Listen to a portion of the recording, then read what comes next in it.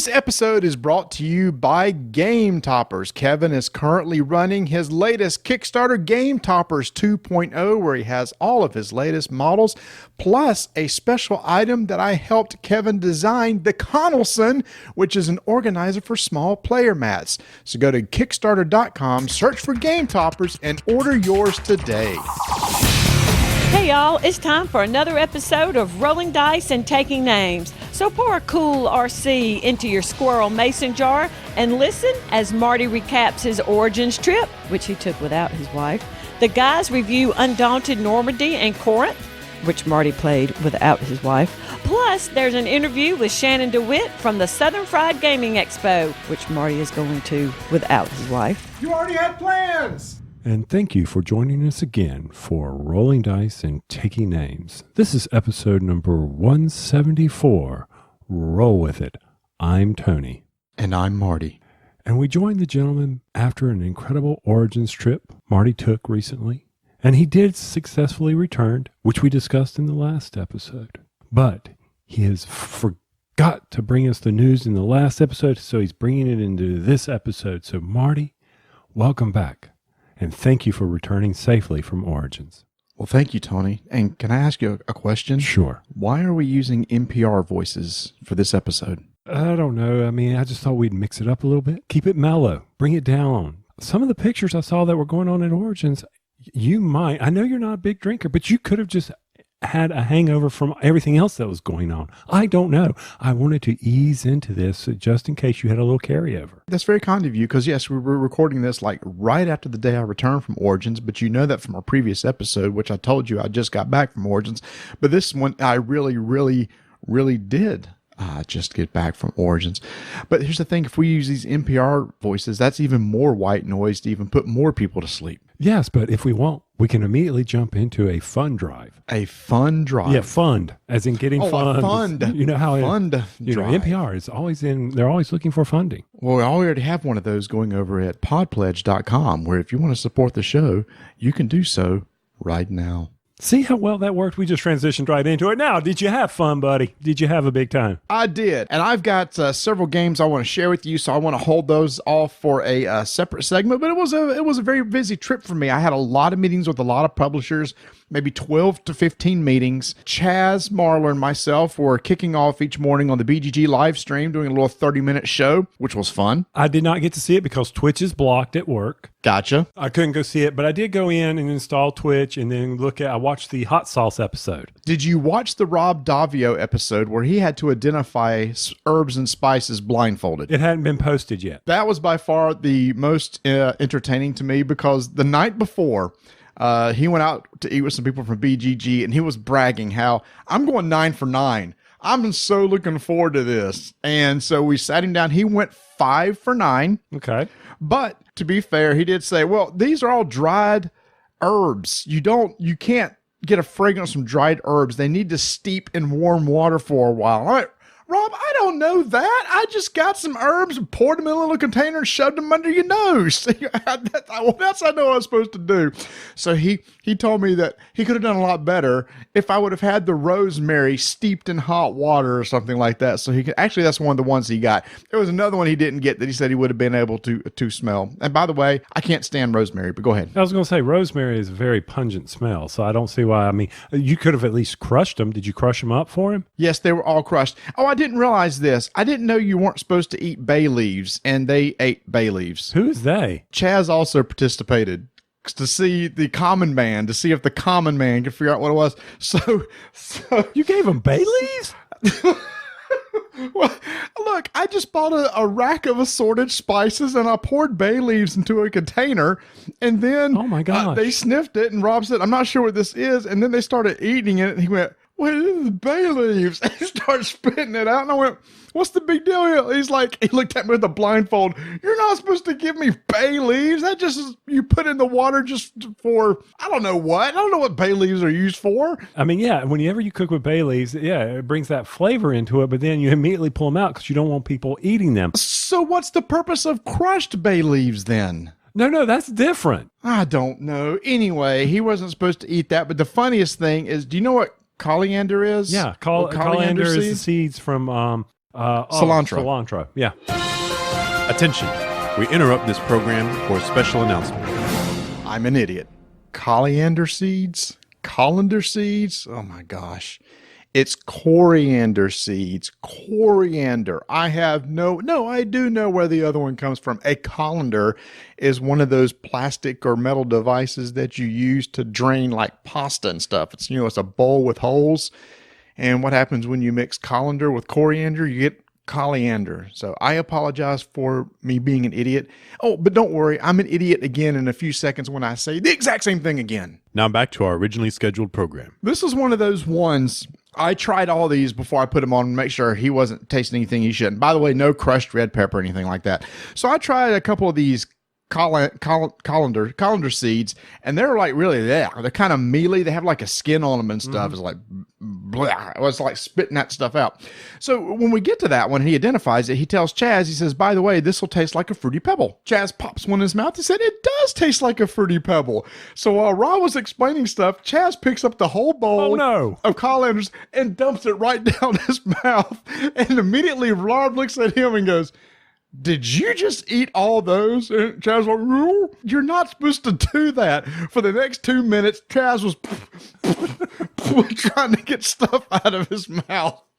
Oh, that's so funny. If you want to go check it out, you can go to twitch.com and go look at Board Game Geek TV, where they have all these videos posted. So that was a lot of fun. Well, good. I'm glad you had fun, and the hot sauce was really good. Poor Jamie was back there. I mean, well, Chaz. Does he not know the answers just so he has to do the hot sauce? I don't know. So one of the questions was, there's a lake in Utah. I can't remember which one on a clear day. How far down can you see it? And he said 500 feet or something. I threw out like 25 feet and Jamie threw out, I don't know, 50 feet or something. Chaz comes out with 500 feet. And we both look at him. I said, do you know how far down 500 feet is? He wasn't even close. I mean, he was like, oh my gosh. Yeah. He was way out there. Oh, and get this one. You would have appreciated this. So one of them was, what's the world record for like hitting a shuttlecock in badminton? How fast can you hit one? Now, I came close. You and I took badminton in college. And when you start really playing badminton, you can knock a shuttlecock really hard.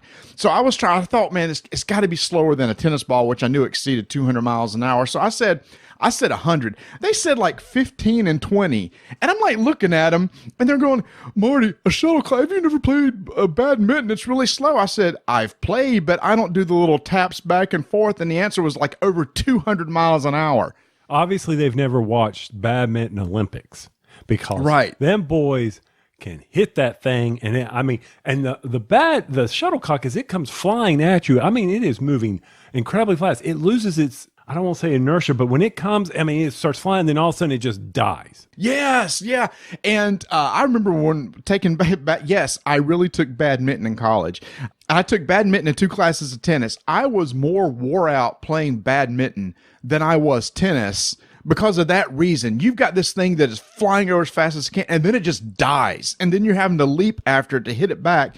It's a fun game when you play it right. Yeah, I mean, all that potential energy, inertia, whatever the physics is, I've lost that. It's gone. It's out of me. I don't know. It's just the wind resistance. Once the wind resistance hits it and that initial velocity is gone, it just dies, which is why a badminton court is so small. You can hit the crap out of that thing, and it's hard to hit it out of the back line. Oh, such good times, badminton. But y'all did a great job. I'm glad it was only, I didn't know how long y'all were going on. Eric Martin has this great write-up of all the things that were scheduled, and he had little funny things when there were pauses or breaks. So, but you were only on for the 30 minutes. Like I said, I couldn't watch it live.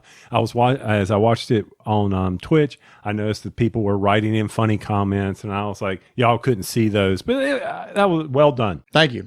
So yeah, it was a good trip. I went to Blue Peg Pink Pegs meet up on Thursday night, which was a lot of fun. It was funny. I walked in there towards the end of them giving prizes away because it's just so crowded. It's like, I'll wait till everybody leaves. And so as soon as I walk in, they were just giving out random prizes. And who was it? It was Brandon from Braun Brothers looked at me, and then he called up to the crowd. All right, for the next prize, who here has a moon pie? And then he look right at me, and I'm like, I didn't bring any moon pies with me. Shrug. And he's like, nobody has a moon pie. And some guy comes running up who I'd seen earlier in the day who had a half-eaten moon pie in his pocket, and he got the prize. Well, good for that. And he came up to me and he said, thank you so much for giving me that moon pie. You just won me free games.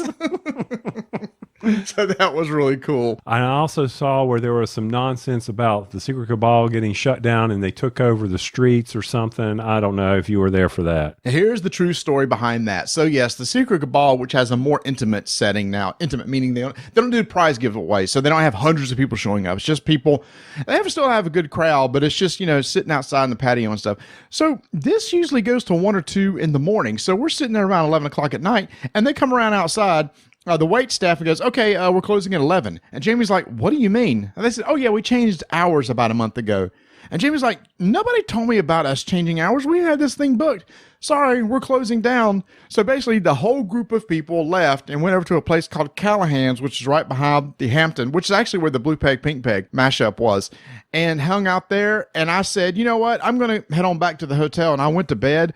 About 3 a.m., Rodney comes rolling in. So they must have had a good time, but I don't know what went on after 11 a.m. I assume there was heavy drinking involved. And did you have some good meals? Yes, I did. The last night, we always end up at the Brazilian steakhouse.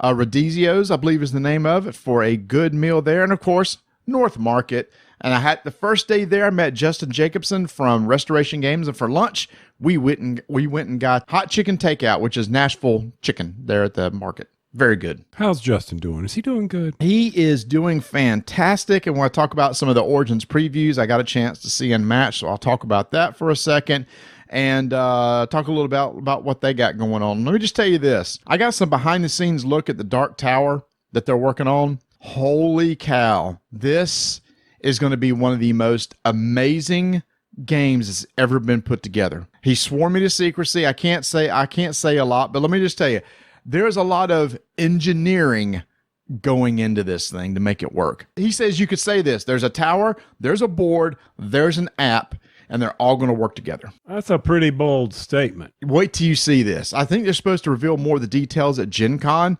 about what exactly is going on because the Kickstarter's later this year. But Isaac Childress, who is helping to work with Rob to design it, they're putting together something really cool. Well, I'm just glad you didn't kill Rob Davio with the tasting. That would be with the bay leaves, especially since that's not finished. Dark Tower's not finished. That would have been bad. Somebody was telling me that the night before he went out, there was a certain type of cake that he likes, and he went to this place and he got the cake, and he was wanting the recipe, and he says, I think I can kind of guess what's in it, and he wrote down a list.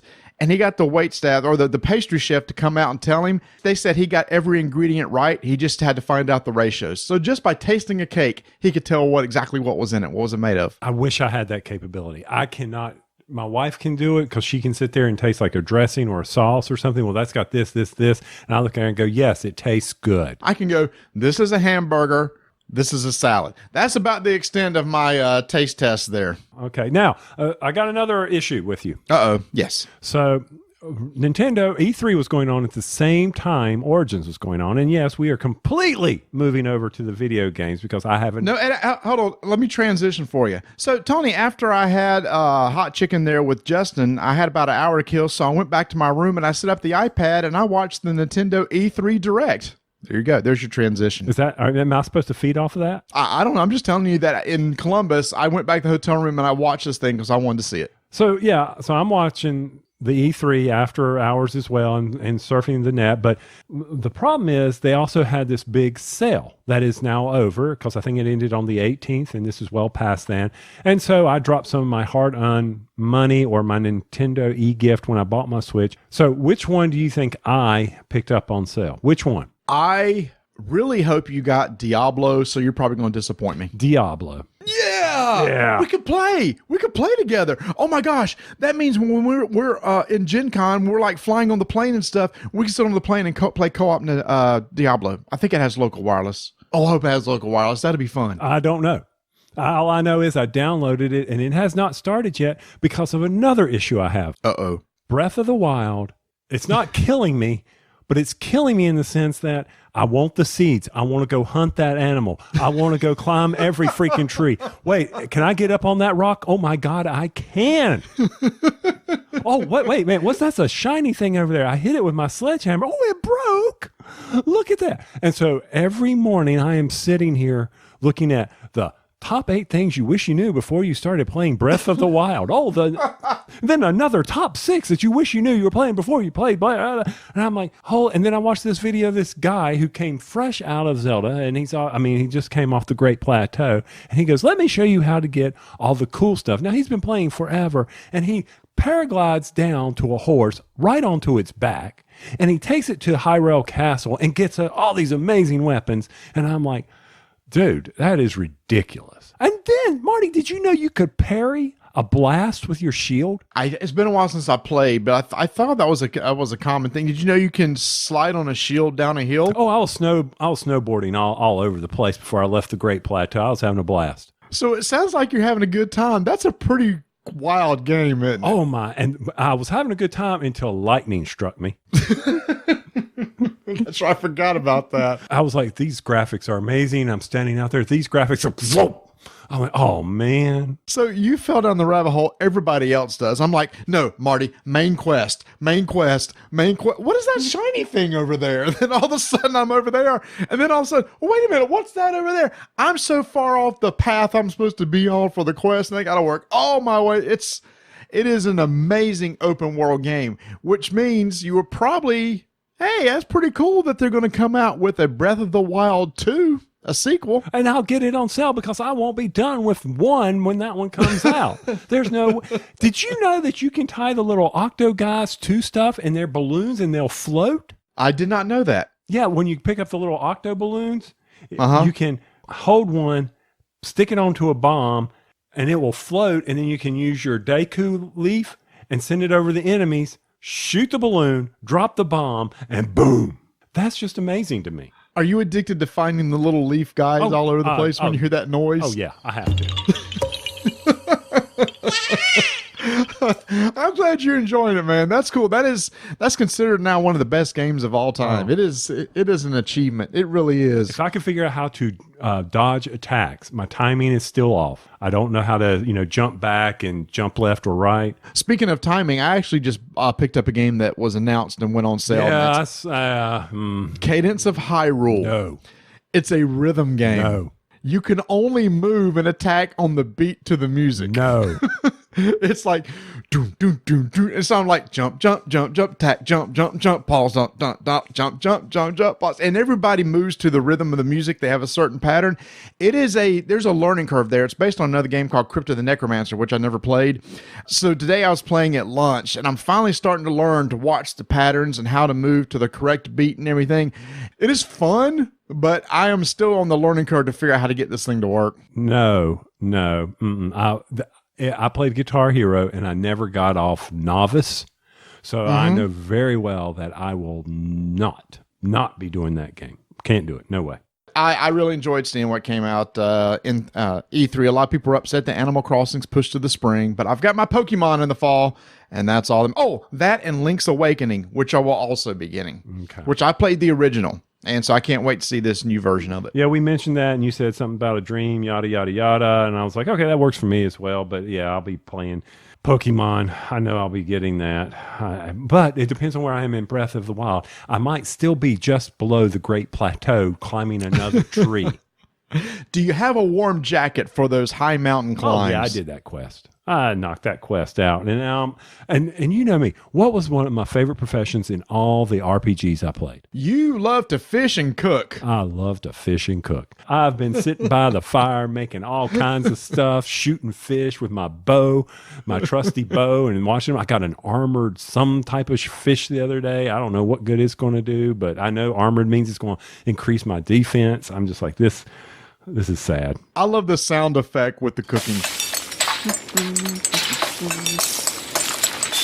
Okay, enough video games. Let's jump into some board games. All right. I know this is, once again, a board game podcast. We've talked about food. We've talked about video games. And over in the Slack channel, I posted a video of a remote control mower that is in my neighborhood now. I saw that. Does that thing work? First off, it didn't make any noise. So I don't know if the It's electric. It's Okay. electric. Yeah, that's cool. And it was going around, but those things always have to run all day, all the time. They're always, so I don't know if it was cutting grass or not. No, grass was shooting out of the back. How do you know if it's really cutting grass if you don't have a stream of grass shooting out? I don't know. And how does it not, does it not make weird patterns and weird lines in the yard? Some people like those nice parallel lines when you mow. Since it's cutting every day, I think you can't really tell. It's not even heavy enough to put those beautiful patterns or drag a bar behind it to put the stripes in your yard. Okay. All right. So anyway. So there you go. Yeah. So now we got food, video games, lawnmowers. We're good. Okay. I guess we'll talk about a board game. Okay, so board game. So in last episode, you and Vanessa did an excellent and 5-minute initiative +2. Correct. The 7-minute initiative. And I've already told Vanessa, anytime that we do this, we're just going to rename it the 7-minute initiative just for her. Or 9. Or 9. There you go. 7 or 9-minute initiative. As long as it's odd, it's okay. So you talk about Imperial Settlers rolling right. And played here. And this is one of those things that, it may not be everybody's cup of tea. And I'm not saying it's bad. And anyways, people love this game. But I found out with Donna, it was an action of, I think there was too much going on. Okay. Okay. And I think that can happen because, Rolling Rice, they've taken off. I think we've hit critical mass with them. But we started out with Quicks and Quinto.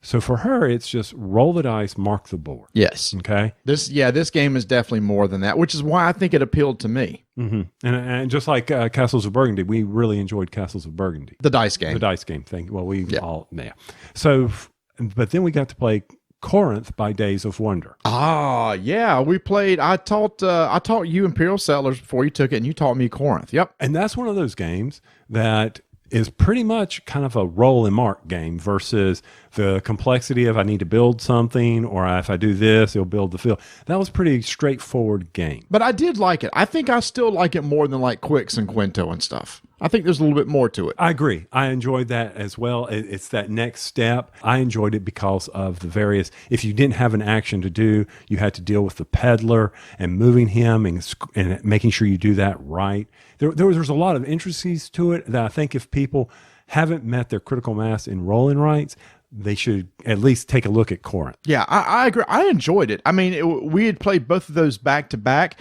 It's less thinky than Imperial Settlers. Well, I guess you did build buildings though, didn't you? Because you had to spend stuff to mark stuff off on the bottom.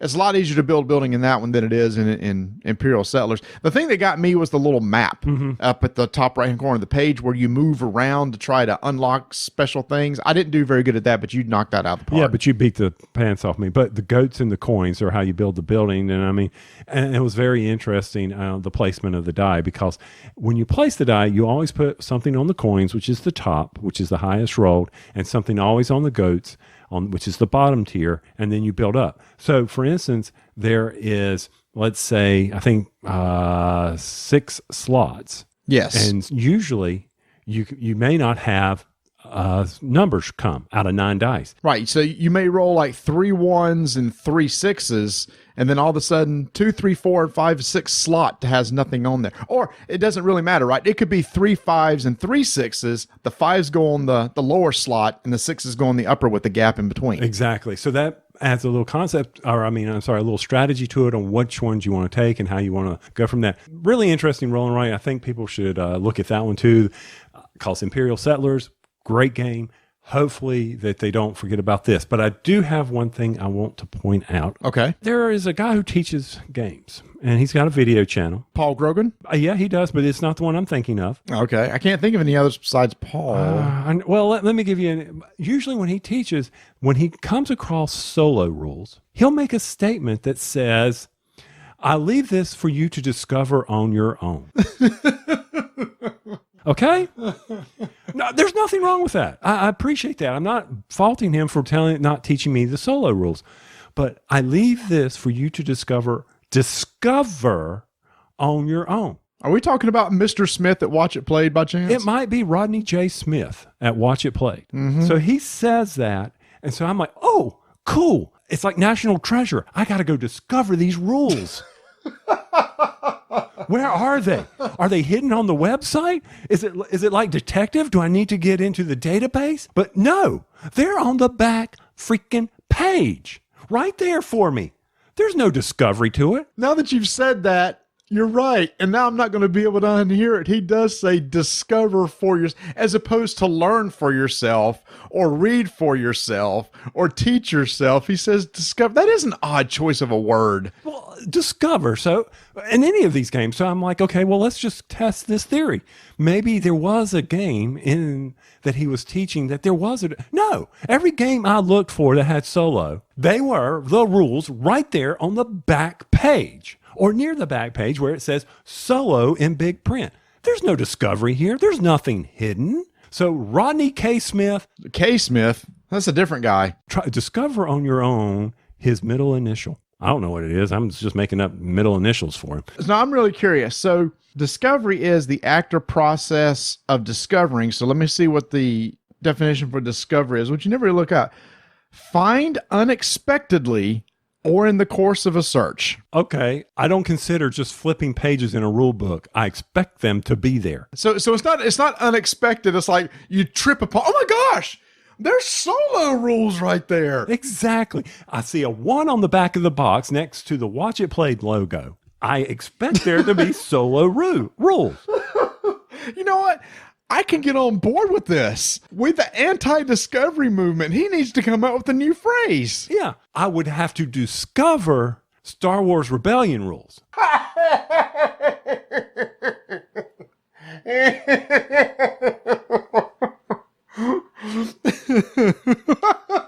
You got you're proud of yourself, AJ. You got this smug look on your face like, yeah, that was a good one. That one just came to me.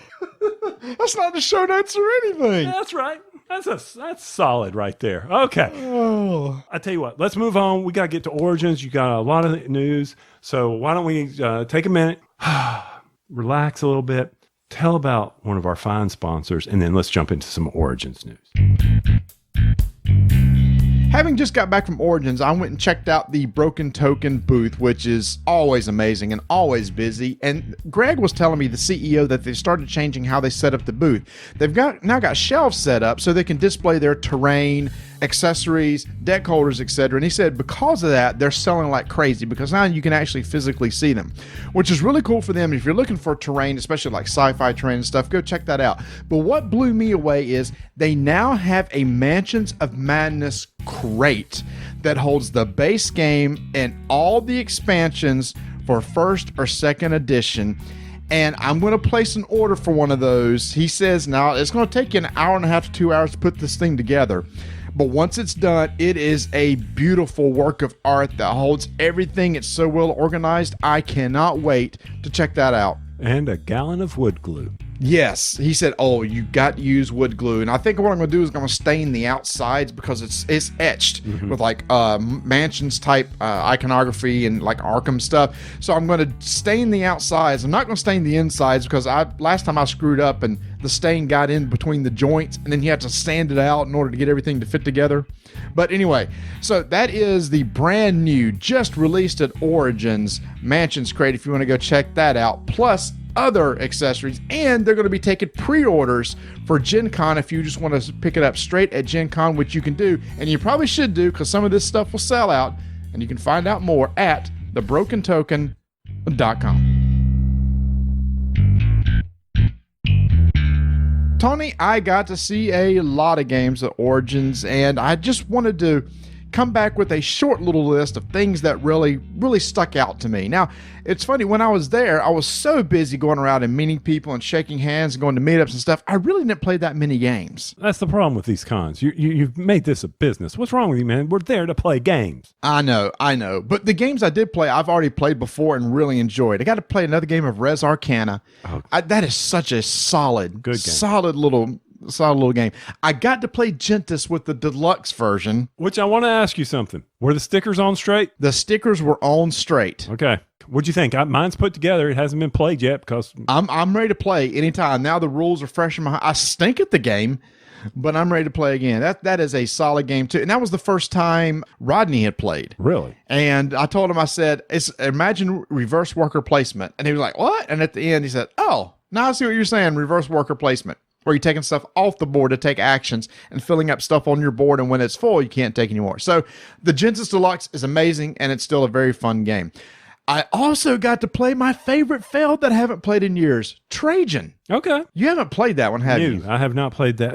Felds are kind of hit or miss with me. So, but you're right. I have not played Trajan yet. I haven't given, one of those rock solid ancient games a try yet. And we played, and Jamie of us, the four of us that played, which was Don, who's a good friend of the show, and Jamie, myself, and Rodney. Jamie never played before and thoroughly trounced us. So he was really proud of himself. And I said, well, you might as well retire champion and never play again. He said, that's probably a good idea. But now getting into games that I played that are brand new, one of them is Undaunted, which I'm not going to talk about, Undaunted Normandy, because we're actually going to do a 5-minute initiative on that in a second. So we'll come back to that one. But one of the surprise hits of the show was a early version demo copy of Watergate that's coming from Capstone Games. Okay. Watergate was told to me, and it's based on the theme of the Nixon Watergate tapes, a hour-long Twilight Struggle type game. And I got to sit and play this. One of you plays as Nixon, one of you plays as the Washington Post, and you have a board with Nixon in the middle, and you have like informants or something around the outside that have all these lines or paths that goes to the center. Whoever is at the Washington Post's goal is to get a format out on the board and use evidence markers to put on there to trace a path to Nixon. And if he could do 2 of those on the board, he wins. Nixon, on the other hand, trying to keep that from happening and also take control. It says, how Twilight Struggle is a push-pull, a tug-of-war type thing. Mm-hmm. You're tug-of-warring with evidence tokens and this other red token. And if you get the red, what's cool, if you claim the evidence tokens, you get to turn them face down to block paths as Nixon. Or you try to capture this red token 5 times. And again, it's simple. It's the card play of, do I move a token? Do I move a peg? And there's special abilities. It is a really cool game that has this dynamic of Nixon starts out with a lot of momentum, but then the longer the game goes, it flips to where it's harder for him to win.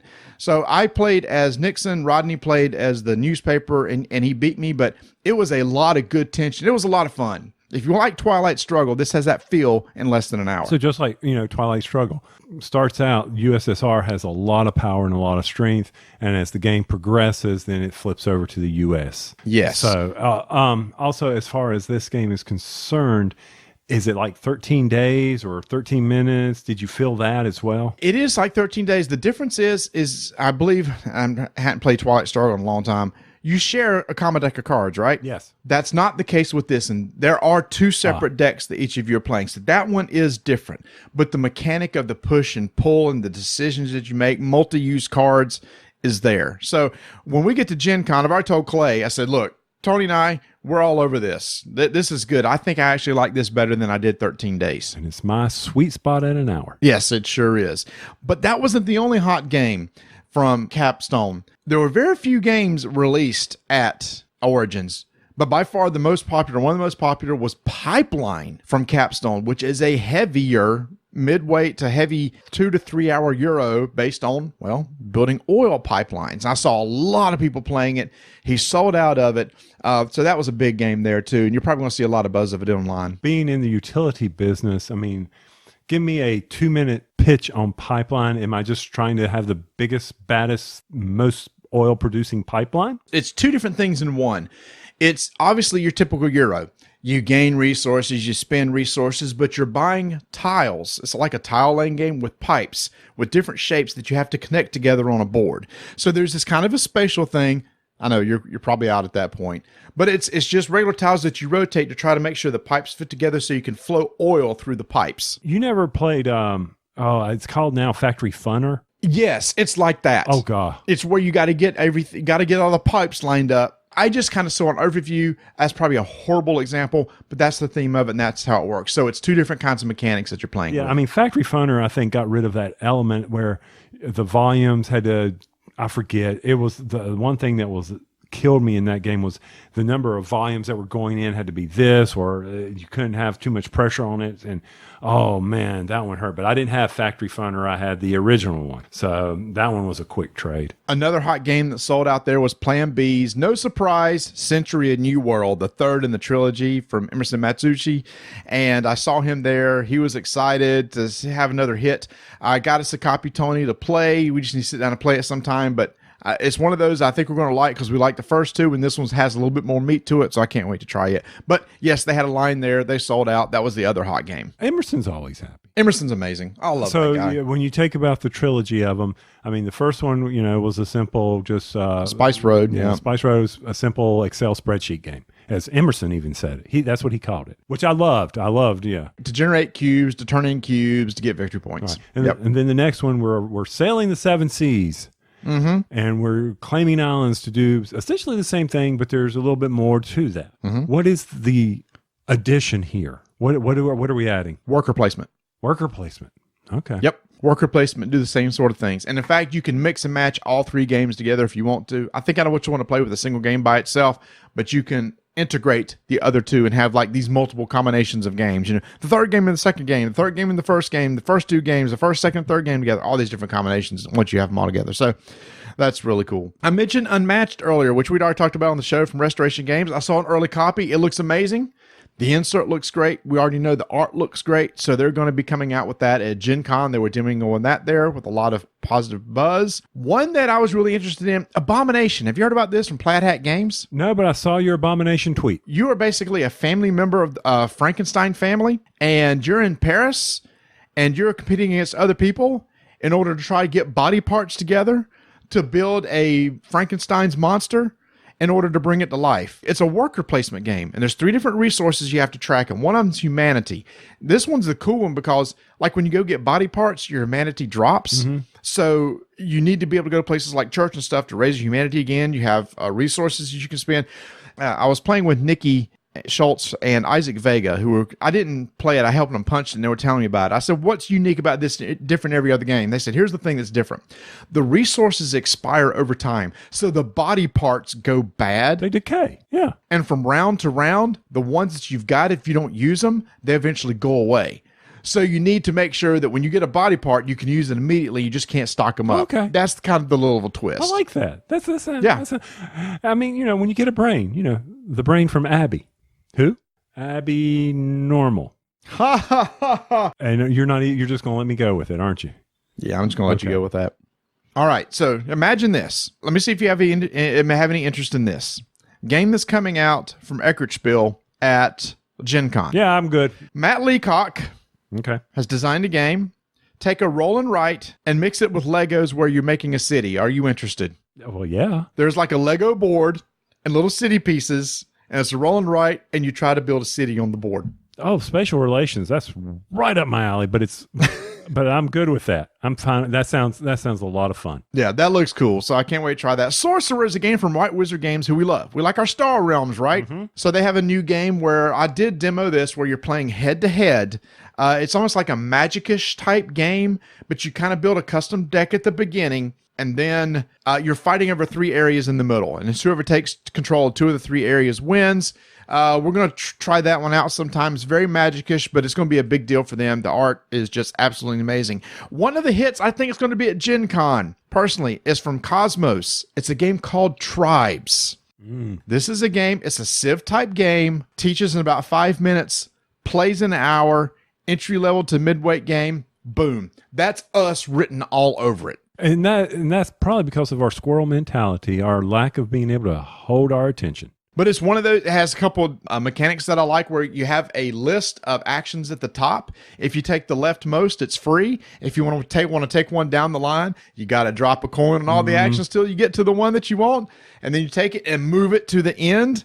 And then if anybody else takes one of the actions above with the coins, they get the coins. We understand how that works. Easy mechanic. We got that. It has a little tech tree on it. So I really enjoyed that one, and I think that's going to be a hit. Okay, this one is from WizKids. I went and talked to them. They got a lot of games coming out, but this one's freaky. It's from Japan. It's called Yako Onna. Imagine you're going into a house, and there's this ghost of a little girl who's terrorizing the place and is trying to chase you out. It's a 1 versus many game, and you're moving around rooms and you're trying to find items or something. Meanwhile, she's trying to chase you out. And during the game, you're going to have to close your eyes while she resolves something. And if she happens to get you, when your eyes are closed, if she got you, the back of the lid of the box has a picture of her like jumping out at you, and it says game over. So you hold it in front of a person's face and say, open your eyes. And then you know that you're out of the game. I don't know. It's a cute little gimmick. Okay. It's got player elimination. You know, if I don't like it, that's a good thing for me.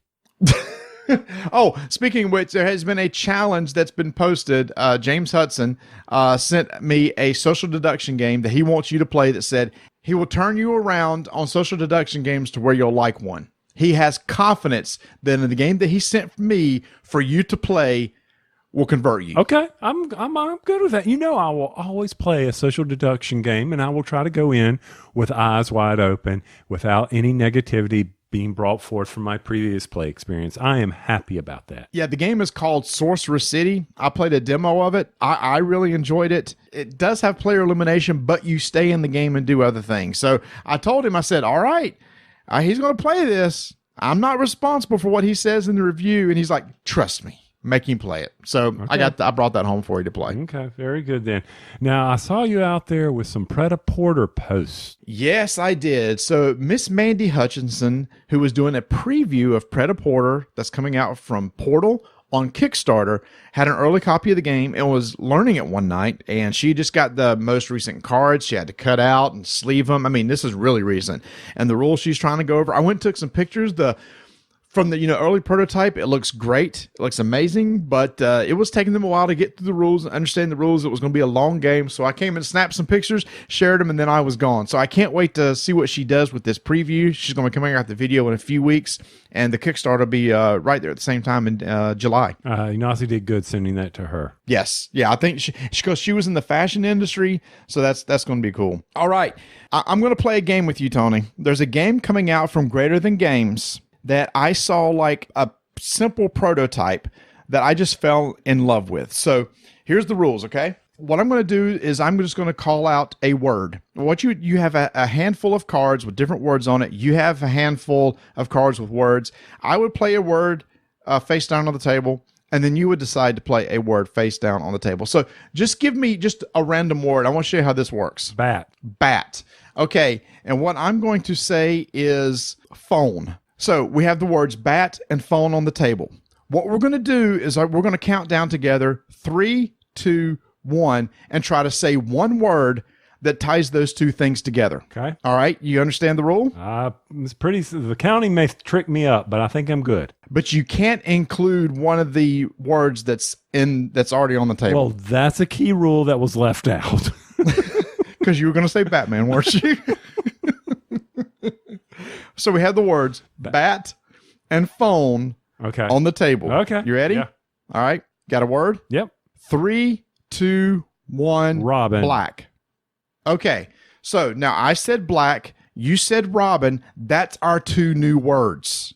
So now we have to find one word that matches those two between black and Robin. You ready? How long is this podcast going to last? Just it only goes 3 rounds. If you can't do it in 3 rounds again, then you lose. Okay. All right. 3, 2, 1. Crow. Bird. Dang it. I was going to say crow. Son of a gun. I almost said crow. All right. So now we have crow and bird on the table. Now we have to get this one. Okay. Or we lose. Okay. So ready? Hold on. It's crow and bird. And bird. Crow and bird. All right. Give me a second here. Crow and bird. Well, I'm going to just go with the word that popped in my head just then. All right. Here we go. Always go with your gut. 3, 2, 1. Rook. Feather. Dang it. All right. So we lost. What'd you say? The feather. Feather. That's a good one too. Dang it. Rook would have been good. Son of a gun. So they're all good. So we're not on the same page. But that's a game called Medium. And we just kept playing this game over and over again to see how many we could do. And it's just going to be a simple deck of cards. And it's going to be coming out from Greater Than Games at Gen Con. And I definitely want to try that. I think that was cute. Okay. I mean, that's a fun, quick filler game while you're waiting on something. And you just see, you're right, who you are in sync with. Well, good for Greater Than Games. Look at them coming up with a simple concept. One of the best booths I saw there was a thing called Level Up Dice. This is artisan dice. where they have a booth that looks like a jewelry shop. It's a huge booth with glass shelves all around it, the nice lighting, with all these dice. They only do metal dice typically, displayed before you, and you walk up and you say, "I'd like to see that dice." They pull the drawer out. Oh, good gosh. Really? Yeah, this is crazy, man. They get a nice dice tray. They put it in front, and they take the dice and put it in the dice tray. They say, "Would you like to roll that?" And you roll it and stuff. And then they start bringing out other dice. "Well, if you like that die, try this metal die." And they drop it in your hand. Say, "Feel that weight. Now shake it in your hand. Roll it." It is one of the most amazing experiences I've ever had for shopping, and it's for dice.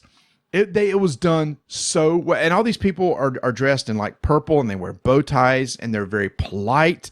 It's just like going to shop at a fine jewelry store, except it's for dice. Did they have white gloves on? No, they didn't. That would have been cool, but they didn't. But their dice starts at like $70-something a set, and it averages about $100-something a set.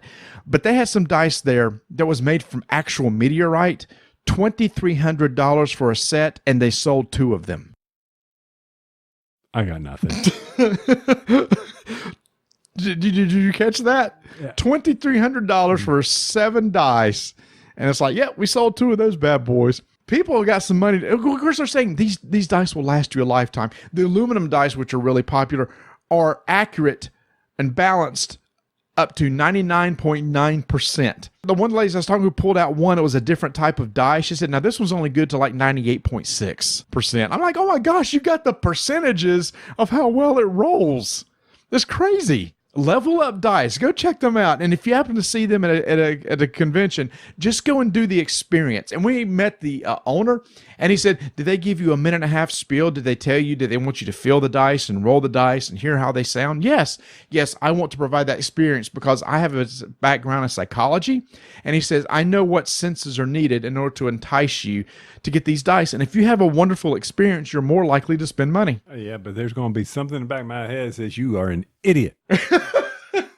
I mean, yes, I agree. I can see if you can take some of your D&D dice from that standpoint, and you know that you're going to be using those year after year after year after year. I can see this. I mean, that's who it's for. And I appreciate that. I like that. When you enjoy something so much that you play so much, you want to accessorize. You want to have it with something, that you can pull out and all the music goes, and there it is. So, and I appreciate that. All right. So now for the 2 pieces of exciting news I've been waiting to tell you. Okay. So this is it. We're wrapping it up. Here we go. I was talking to Scott Gata from Renegade Games, and I was talking to him just about things in general. I said, Scott, I forgot you used to work at Decipher, didn't you?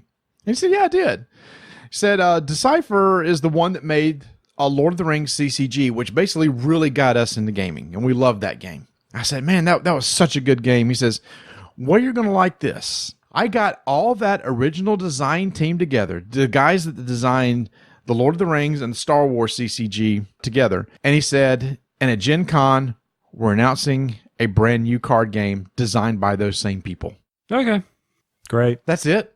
You are purposely holding back your enthusiasm. No, I'm seeing the dollar signs flying out the window right now. I mean, we just announced on our previous episode our top 5, and you have your Lord of the Rings, and I finally shed that monkey off my back and got rid of that. And now he brought, this, I don't know if this is going, if they have that mechanic in it, this is going. They don't. Oh, okay, I'm happy. I said, do they have the shadow mechanic? He said, they don't. I said, Scott, that was the best thing about that game. He said, I know.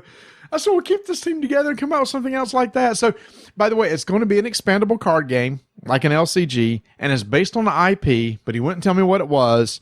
But I was talking to their marketing person, or communications person, Terry, and I said, will you tell me this? Is it like a kiddie IP, like from a cartoon or something, or is it something a little more mature? She said it's for 14 and up. Okay. I hope it's not. I don't want to diss anything like Yu-Gi-Oh, Pokemon, My Little Pony, or any of those. Yeah, I hope it's not like a Hello Kitty card game or something like that. The Hello Kitty people are going to hate us for that. Okay. If there's a lot of Hello Kitty people listening to this show, let me know because I'm curious. All right, so that was one. Here's the other one. I went and talked to Randall Bills, who is a good friend of ours from over at Catalyst Games Lab. And I said, Randall, I heard a rumor Is this true? He said, Marty, it is true.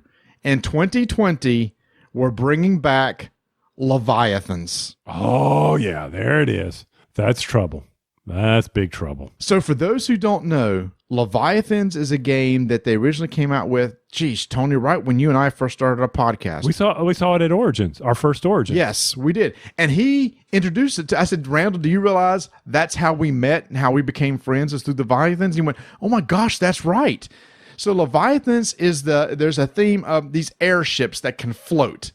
And it's played on a hex board. Wait a minute, hold on. Let me go back. Oh, Lord. Ships that can float, all right? Is that They're better? airships and they can float. Okay, I just want to They're make water ships that can float. Actually, they look like water ships that can float. There's some sort of metal. The gimmick is there's a metal that can make things float. So they had these big battleships and stuff that cause them to float in the air. And it's on this big hex board. And it's like naval battles, but in the air. But the mechanics of the combat and everything was one of the best things I've ever seen done with like a 12-sided die. It's coming back for real. But the guns all had different die based on where you were positioned, including altitude and weather. I can't wait to see what they do with this. And this is getting me so close to the cartoon I love, our Star Blazers. That's exactly what it reminds me of. Ships that float. Danger lurking everywhere. But it had a real cool combat system where if you take damage, the guns are less effective. And it changes the dice that you roll. It was just a really sweet job. And the reason why they always had issues with it is because there was a problem with manufacturing. And part of the problem was, I didn't know this until now.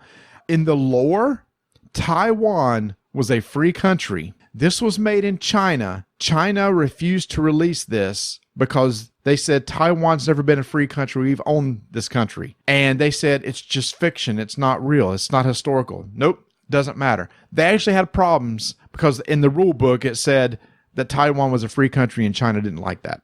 Huh. I mean, I downloaded when they released all that rule books and everything when they shut it down. I downloaded. I don't think I still have copies of it on my hard drive anywhere. But I'm excited about that. I'm excited about all the news you shared here today. It looks like Gen Con is going to be a very busy time, and we'll be there. Yes, we will. We gotta get flights. 6 weeks, baby. Woo! Yeah, we got to get flights. We got to figure this out. We got to make things happen. So, yes, 6 weeks. That's Origins. And again, a lot of this stuff was coming out at Gen Con. A lot of the places were just teasing stuff for Gen Con. But we got some good stuff coming out, y'all. So I can't wait. Leviathans and a CCG or a card game from the people that did Lord of the Rings. Can't wait. And one of the games that we're getting ready to talk about, Marty got to play at Origins. He and I got an early copy of it. We're going to go into a 5-minute initiative, plus or minus 2 or 4 minutes. We'll see how this goes. It's probably not minus. It's not. It's never going to be minus. Undaunted. Normandy.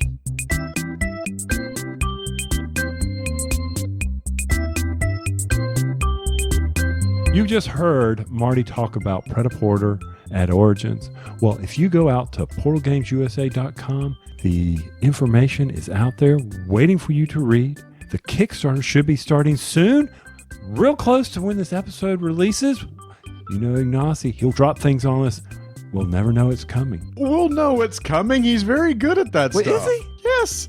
He does all these videos on the time. If you go to and subscribe to their YouTube page, he has an informant and everything. Yes, he's very good at that. I'm trying to make it sound like at least Ignacy lets you discover things. But like you do in Detective. There's a Kickstarter out there, but I'll let you discover Go it. discover it. Go type in the search and good luck in a Kickstarter search finding something.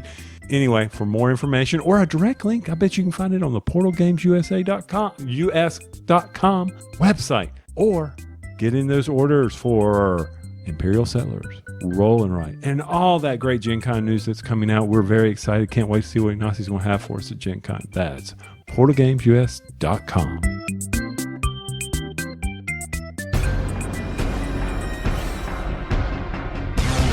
Five-minute initiative begins in 3, 2, 1. Last year, one of our Squirrely Award winners was War Chest by designers David Thompson and Trevor Benjamin. Well, come to find out, that game is based off another game they designed called Undaunted Normandy, which is coming out from Osprey Games at Gen Con. This is a World War II themed game where one person plays as Germans, one person plays as Americans, and you have a scenario book that each game is going to be based on one of the scenarios within that book.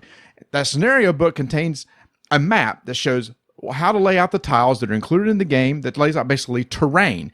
Each of you are going to put tokens on the board as described by the scenario, and that's the units that you use during the game. This is basically a deck builder, which Tony and I really like. As the scenario at the beginning of the game says, you're going to build your deck by putting in 2 scouts, or maybe 2 riflemen, or maybe 2 machine gunners, and a squad leader and stuff. You build your deck like that, and then all those guys are available in supply.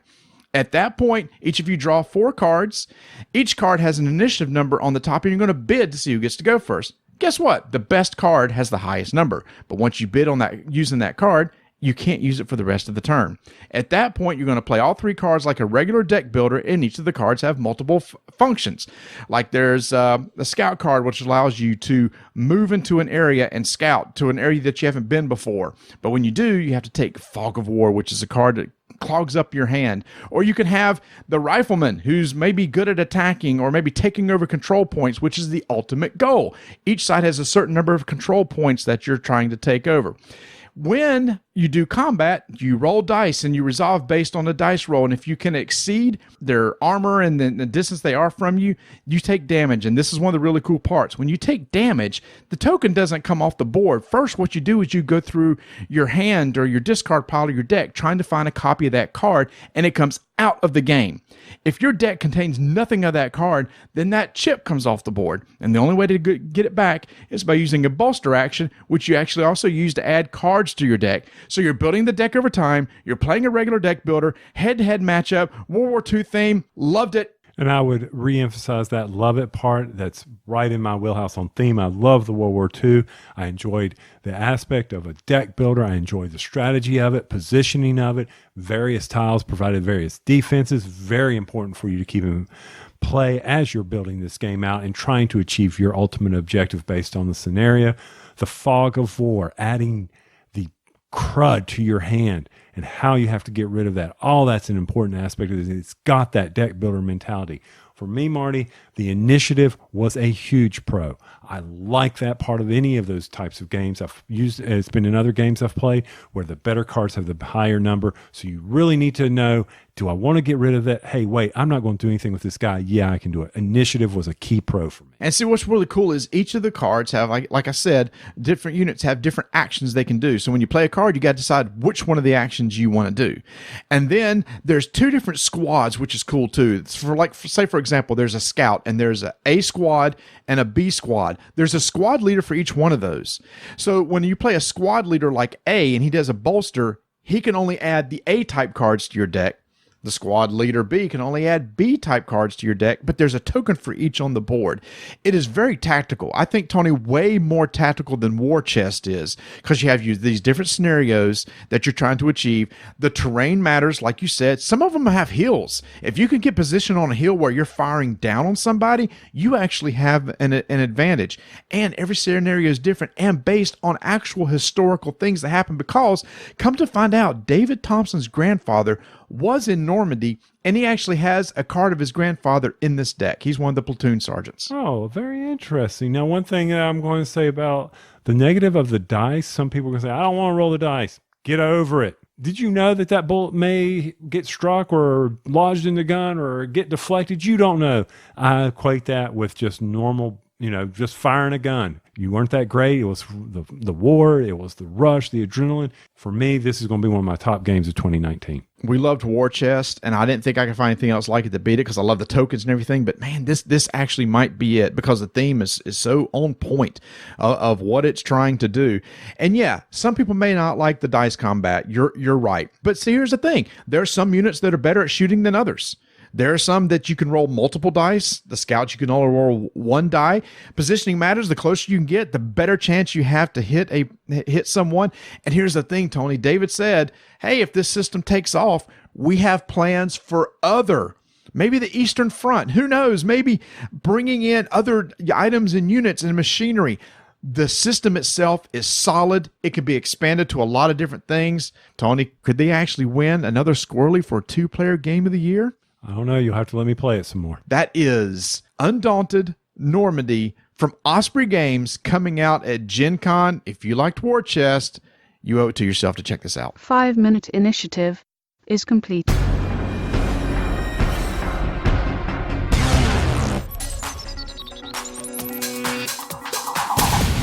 As I've mentioned on our show a few times in the past, I am excited to be a special guest at one of the best named gaming conventions in the United States, the Southern Fried Gaming Expo.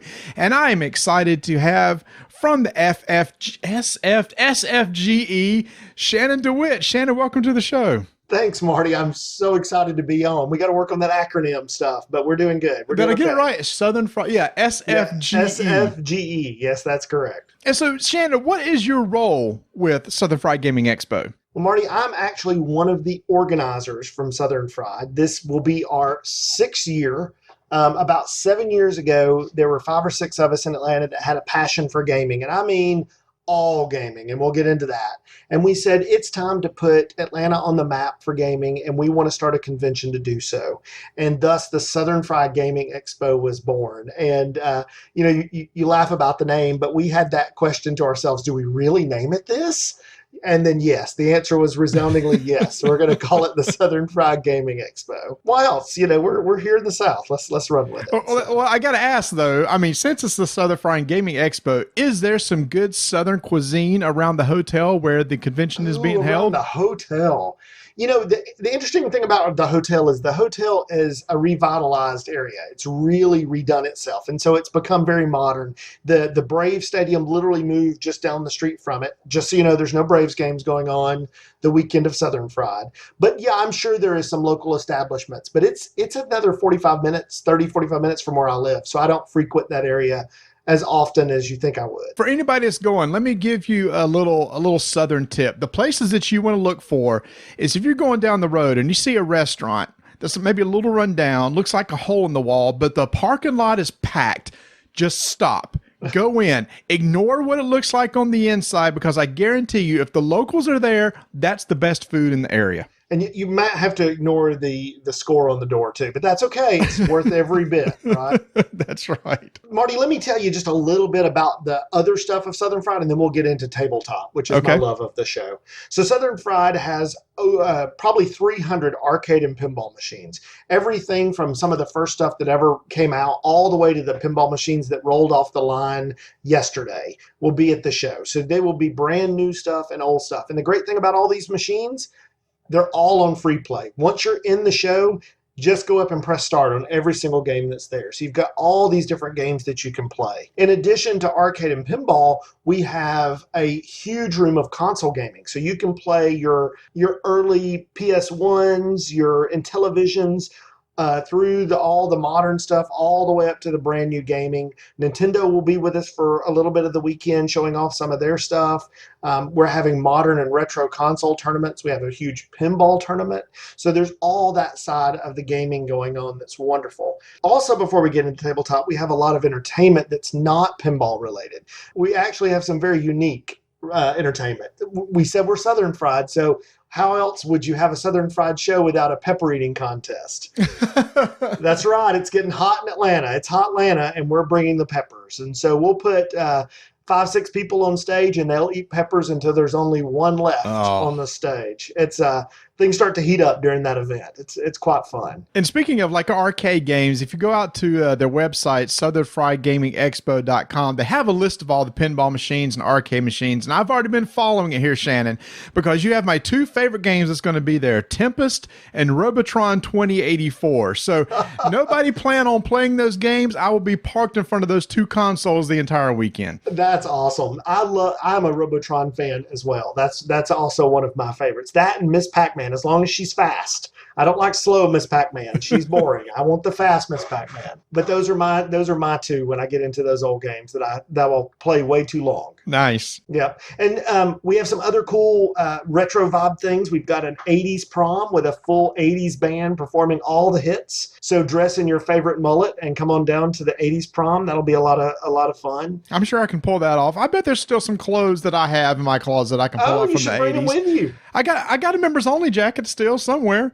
Well, that's the name of the band that's performing, members only. So that's perfect. It's perfect. Oh, great that's name. Right. So Saturday night, 8:00 or 10:00 is the prom, and then right in the middle of the prom, Jerry Buckner from Buckner and Garcia, the guy who sang Pac-Man Fever, will be joining us to present our king and queen of the prom, their crowns. And so that'll be a lot of fun. Nice. We like to have a lot of fun at the show. And then in addition, we have a lot of designers and game designers. We have a room of 22 indie game developers on the arcade side, and then we have indie game developers on the tabletop side. Let's get into tabletop while we're here, what we love, right? All right, let's do it. So 3 years ago, when we started the show, we said we want to have tabletop, and we just waited for the right moment. The last thing we wanted is a show where tabletop was a room in the back. We see that at a lot of conventions, and that's not a fun tabletop environment for me. Yeah, you can play, but it's not everything you want to do. Well, we said we're not doing it until we do it right. We've done it for 3 years. This is our 4th year, and by far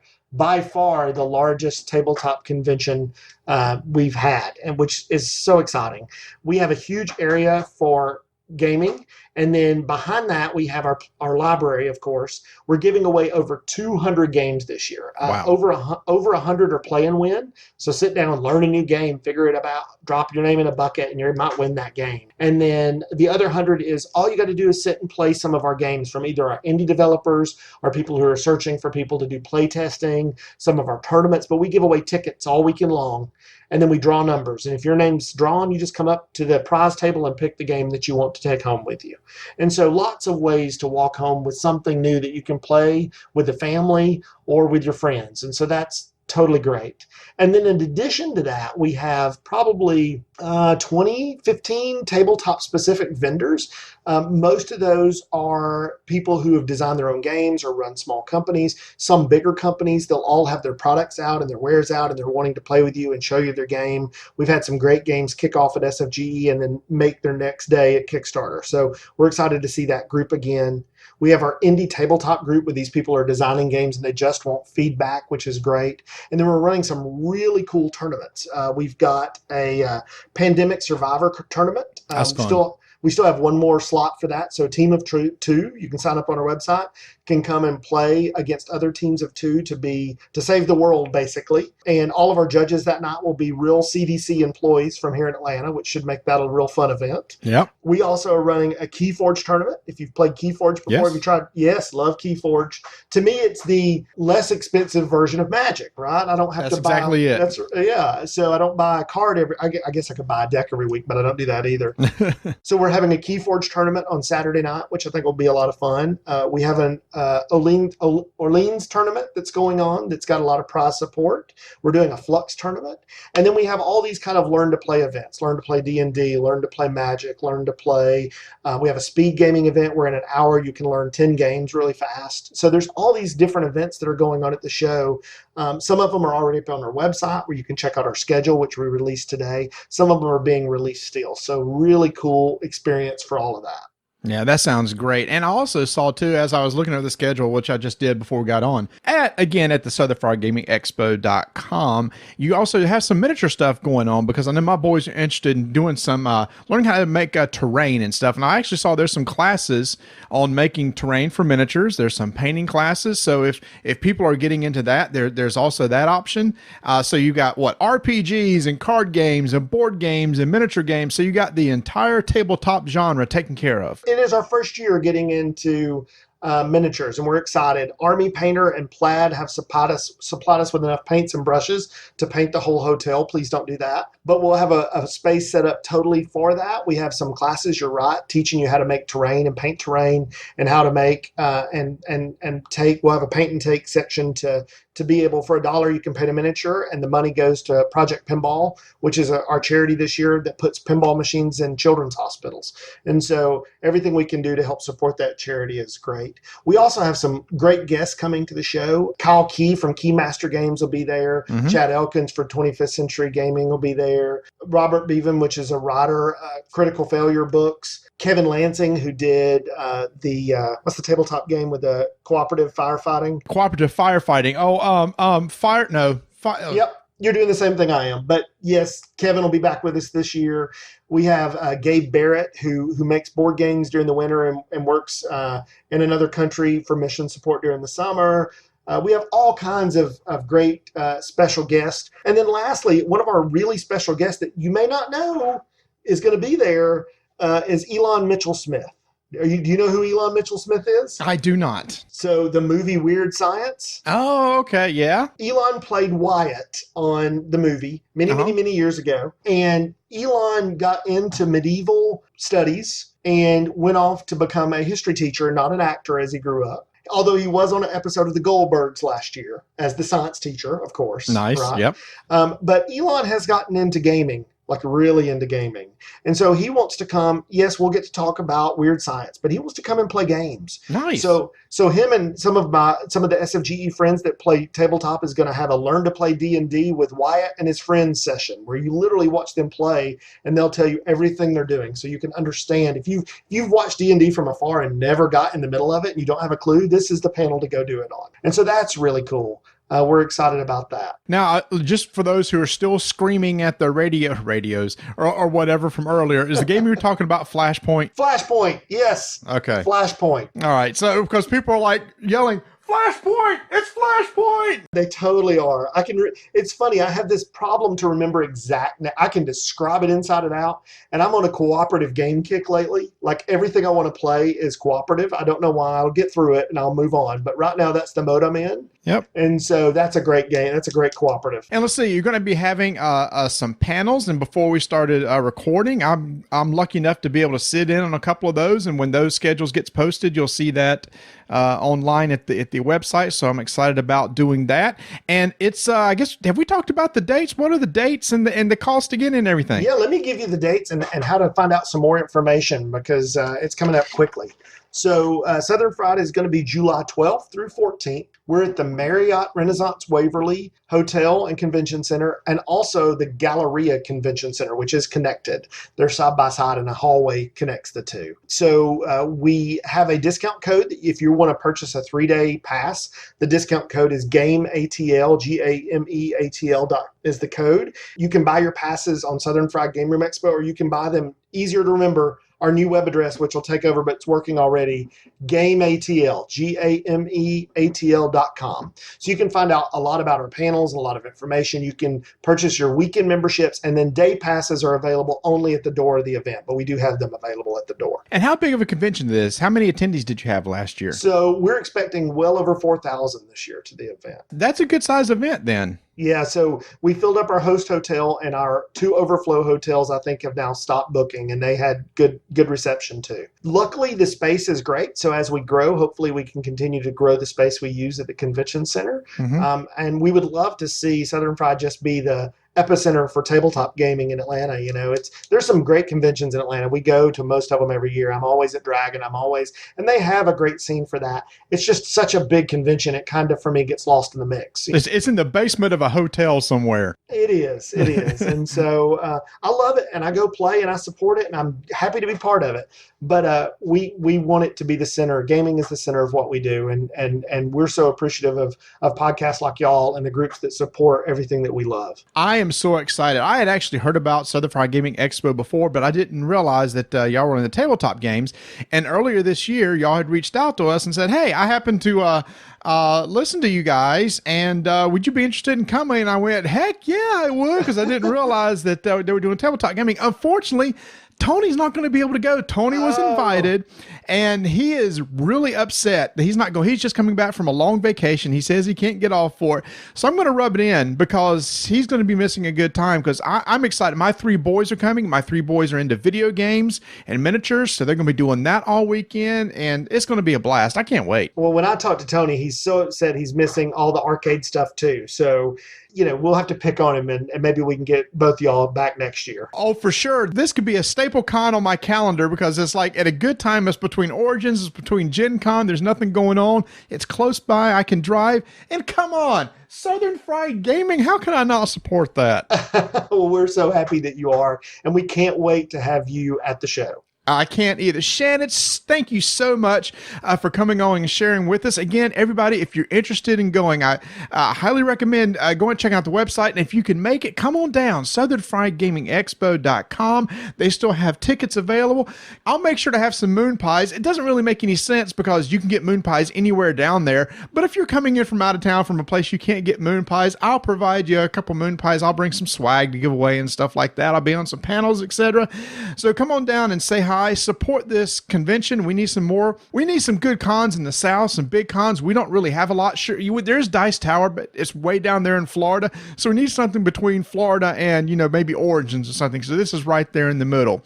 So Shannon, we can't wait. I can't wait to see you, man. And it's going to be fun. Yeah. Thanks again for having us on, and I hope to see, if you find us at the show, definitely tell us hi and tell us where you found out about it. That's right. All right. We'll see you in a couple weeks, Shannon. Thanks.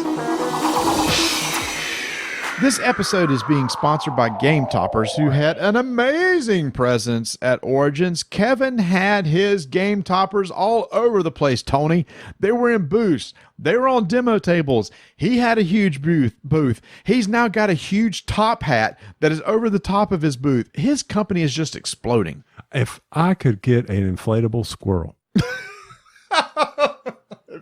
Yes, his booth was exploding. Looks great. I'm excited. Can't wait to see him at Gen Con, see what he's got. Now, he is a special sponsor of the show because we got Miniature Market, Portal Games, and of course the Broken Toad. Don't want to make anybody feel left out there. Oh, no. Yeah, he's just, with his Kickstarter coming up, he just wanted to help get the word out. And I said, dude, of course. I mean, and Tony, I saw the 48 by 48 table. Oh. Looks good, huh? So nice. With the expandable leaves. Yeah. That's the ticket right there. And I like the idea. I don't know. Will you be able to remove the fourth rail if you were to get two of them, remove the fourth rail and have an 8x4? That is a question I cannot answer. Okay. Well, that's something we can see in the Kickstarter problem. That's right. And I talked to him. I said, hey, what about a special RDTN mat? And he said, we could do an RDTN mat for you if you want. So that might be in the works too in the future. And if I noticed on the special hot sauce episode that you and Chaz and Jamie were spilling all over it, how did that wipe up? We did have paper towels down, so we did not blemish the table. Yeah, in fact, BGG was using a Game Topper table the whole week streaming their stuff. Like I said, man, they're all over the place. But, I mean, it's such a great idea. It's a portable game table. Pull out a regular table, throw this thing on top of it.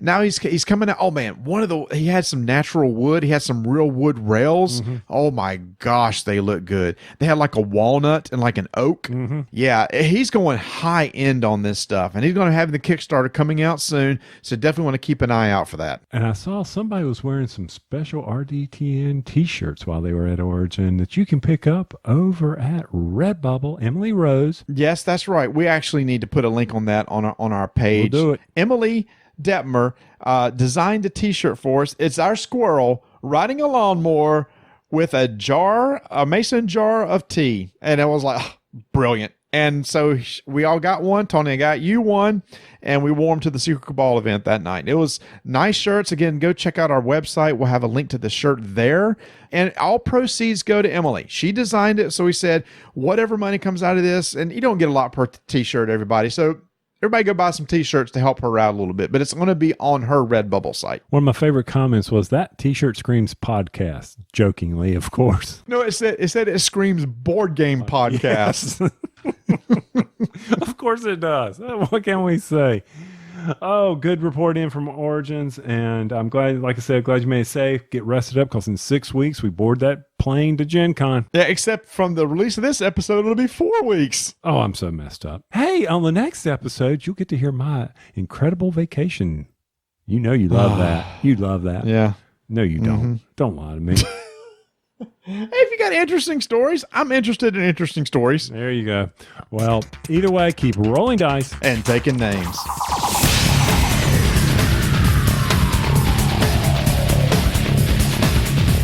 Thanks for listening. You can follow us on Twitter at Dyson Names, Instagram Dyson Names. Join our BGG Guild 1589, where we have weekly discussions, weekly polls, and every member gets an entry into our big end of the year contest.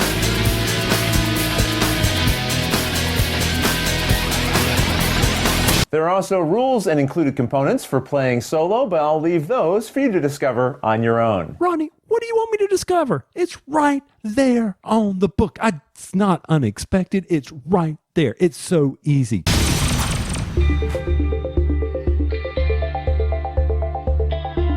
Miniaturemarket.com. Oh, wait, Marty, let me go to my NPR voice again. You can get all your gaming needs at miniaturemarket.com. Just recently, they had their big sale. Whoa. Stop. That is way too excited for NPR. Try it again. Oh, I'm sorry. Over at miniaturemarket.com, you can check out their daily drop. That's right. Get the latest games on sale. They even put Gloomhaven. No, you're getting excited again. You're getting excited. Oh, forget this thing. Miniaturemarket.com, where you can get the best game deals on the internet. Matter of fact, at the drop, they had Gloomhaven recently. That was one of the fastest moving of the drops I saw. Then they also had their big sale. Over 800 items were on sale at miniaturemarket.com. All the latest and greatest are out there. You can definitely get those pre-orders in, because coming up at Gen Con, get those pre-orders. Maybe you can pick them up there at Gen Con. I don't know if that's been announced yet, but if it hasn't, it's a good idea at miniaturemarket.com. And of course, the Strike Tournament, they have come to the table with rolling dice and taking name. If you got your ticket in, for those lucky ones that did, we got some swag for you. So be sure to check out miniaturemarket.com.